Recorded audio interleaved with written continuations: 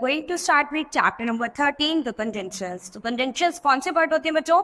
Conjunctions जो दो word और sentences को आपस में ज्वाइन करते हैं वो conjunctions होते हैं. So let's start with the chapter.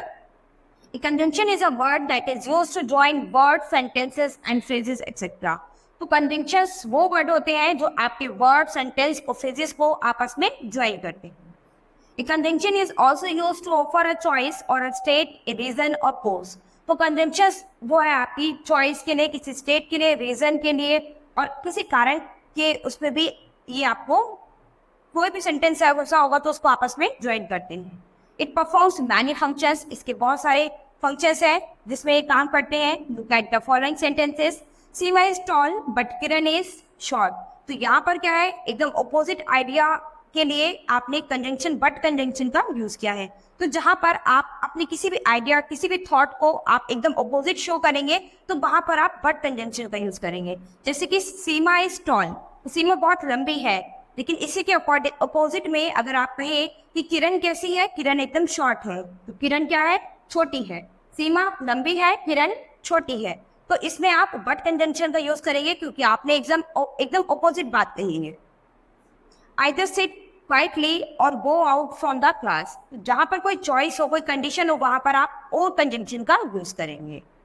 He was arrested because he stole a car. जब कहीं पर कोई कॉज हो, कोई रीजन हो, तो उस कंडीशन में आप बिकॉज कंजंक्शन का यूज करेंगे. तो यहाँ पर क्या है, he was arrested, वह अरेस्टेड हो गया था, because he stole a car. क्योंकि तो रीजन है ना, रीजन क्या है, क्योंकि उसने कार चोरी की थी. ठीक है, तो जहां पर कोई कॉज या फिर रीजन होगा वहां पर बिकॉज कंजंक्शन का यूज करेंगे. She is very ill so he can't go out. तो यहाँ पर क्या है, वह बहुत बीमार है इसीलिए वह बाहर नहीं जा सकती. ठीक है, तो यहाँ पर भी क्या है, कोई रीजन है, तो रीजन के लिए आप सो का यूज करेंगे. She is beautiful but proud. तो यहाँ पर क्या है, एकदम ऑपोजिट थॉट है आपका, ऑपोजिट आइडिया है. वो बहुत ही सुंदर है लेकिन उसको क्या है, प्राउड है अपने आप पर. ठीक है, तो एकदम ऑपोजिट आइडिया या ऑपोजिट थॉट में आप बट कंजंक्शन का यूज करेंगे. In the above sentences the coloured words are conjunction as they join the sentences together. तो आप देख सकते हैं ऊपर जो भी कलर्ड वर्ड्स है, ये इनमें जो कंजंक्शंस है उन्हें दो सेंटेंस को आपस में ज्वाइन किया है, यानी दो सेंटेंस को आपस में मैच किया है. सम अदर कंजंक्शंस, तो यहाँ पर आपके पास कुछ और कंजंक्शन वर्ड है, रीड करेंगे.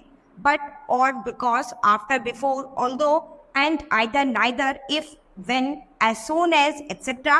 are commonly used when, while, for, therefore, for, although, so that, unless, until are also used as conjunctions. तो ये सभी वर्ड्स जो आपने यहाँ पर पढ़े हैं, ये सभी conjunctions के लिए आप यूज करते हैं. Sometimes more than one word may be used together to act as a conjunction. For example, in order that. कभी कभी कंजंक्शंस में एक वर्ड से ज्यादा वर्ड भी कंजंक्शन के लिए यूज होते हैं. जैसे कि इन ऑर्डर दैट, ये कंजंक्शन है तो ये एक से ज्यादा वर्ड है.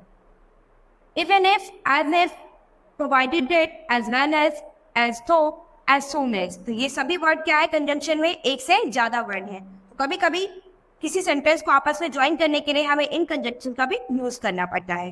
तो बच्चों, इस चैप्टर में आपने कंजंक्शन के अबाउट पढ़ा है. तो कंजंक्शंस कौन से पार्ट होते हैं, जो दो वर्ड, सेंटेंस, फ्रेजेस को आपस में ज्वाइन करते हैं वो आपके कंजंक्शंस होते हैं. तो कंजंक्शंस से रिलेटेड, कंजंक्शन वर्ड से रिलेटेड यहाँ पर आपने कुछ सेंटेंस पढ़े हैं. तो इन्हीं सेंटेंस के बिहाफ पर आप अपनी नोटबुक में कुछ और अलग सेंटेंस बनाएंगे जिनमें आप इन कंजंक्शंस का यूज करेंगे. ये जितने भी कंजंक्शन वर्ड दिए हुए हैं आपको, आप इन कंजंक्शन वर्ड का यूज करके अपनी नोटबुक में कुछ सेंटेंस बनाएंगे. Correct? So student, this chapter has finished. We'll start with the next chapter in the next class. Thank you.